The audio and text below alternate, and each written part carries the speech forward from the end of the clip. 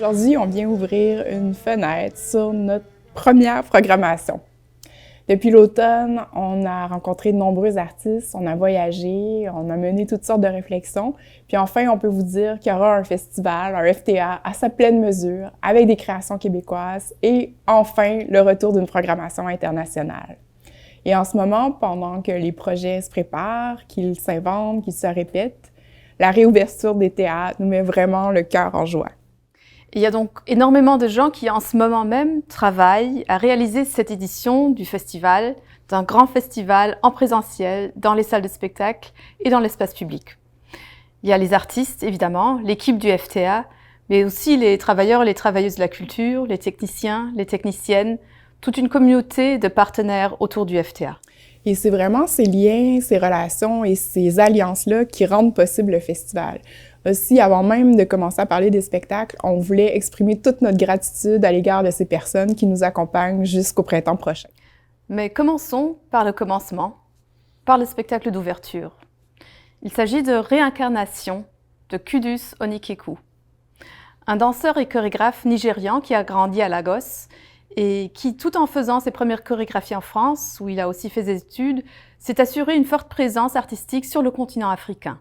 Dans Réincarnation, nous assistons à l'histoire d'un homme qui est blessé et tué pendant une bagarre à Lagos et qui se rend dans l'au-delà, dans le royaume des morts, un royaume que nous voyons se déployer devant nos yeux. Et qui sait, à la fin du spectacle, peut-être que cet homme sera réincarné sur Terre.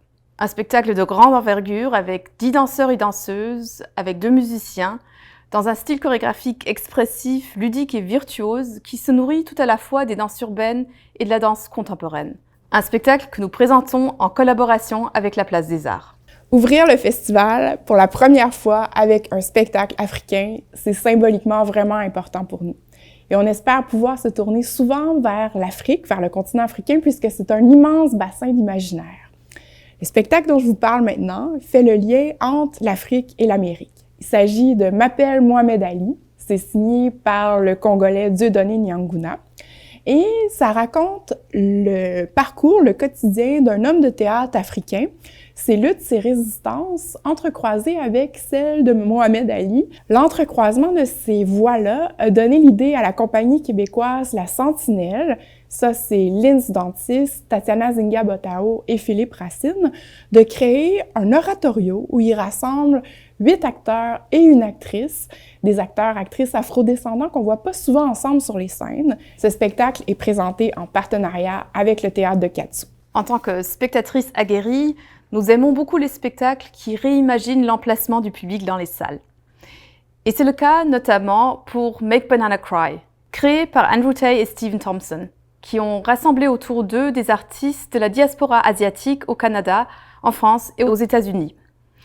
Un spectacle qui a été créé pour la première fois au mai en 2017 et qui sera présenté dans une réédition.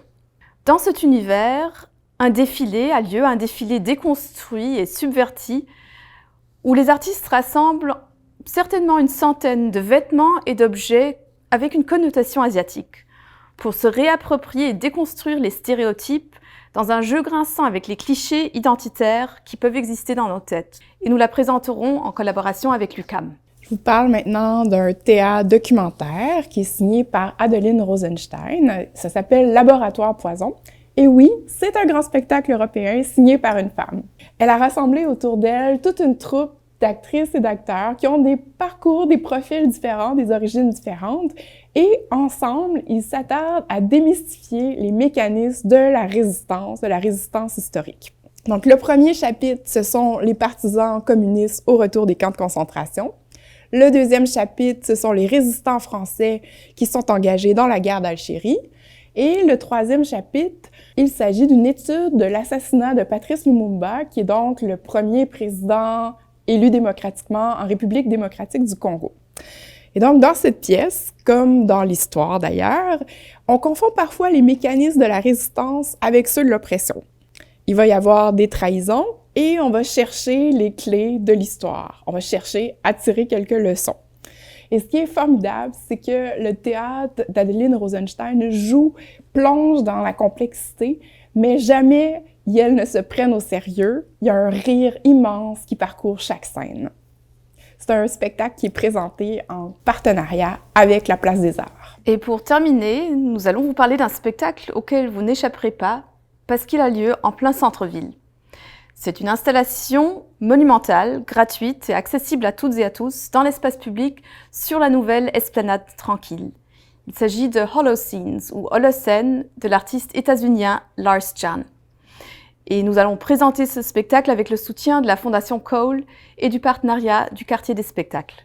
Ça nous a pris 4 ans au moins à toute l'équipe du festival pour pouvoir concrétiser ce projet. Donc, c'est un aquarium géant qui fait 13 pieds de haut et qui se pose comme ça dans l'espace public.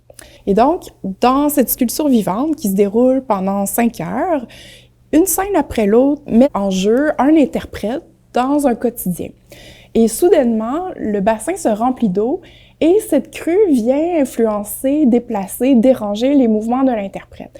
Et finalement, on évoque en quelque sorte les changements climatiques à l'échelle d'un comportement, d'un geste. Et ce qui est vraiment passionnant dans le travail de Holocene, c'est qu'on n'est jamais dans le registre de la catastrophe ou de la panique, mais au contraire, ça ouvre à une empathie et à une activation de la pensée. Nous en avons d'ailleurs profité pour organiser une journée de l'eau dans les terrains de jeu du FTA.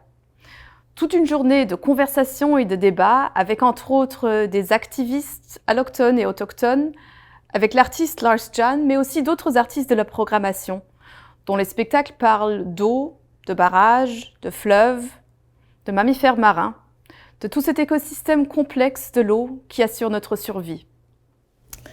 Nous ne sommes pas seuls, nous sommes 2. Nous sommes une multitude pour préparer ce festival et on vous attend, on vous espère, on a hâte de vous retrouver au printemps.